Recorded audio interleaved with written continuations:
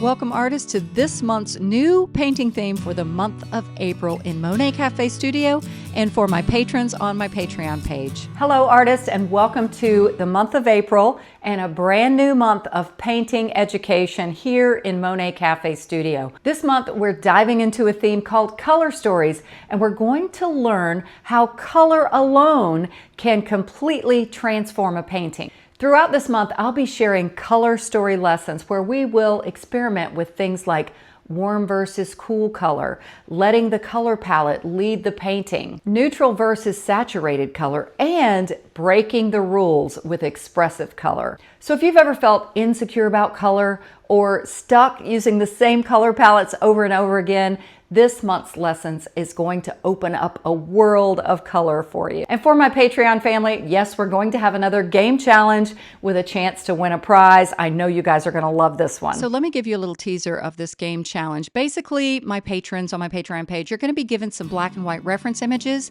You'll get to choose your own color story, share it in our sharing platform, and have a chance to win a prize with a random drawing. I hope you'll join the fun in the month of April and we can start telling these beautiful color stories together. Happy painting!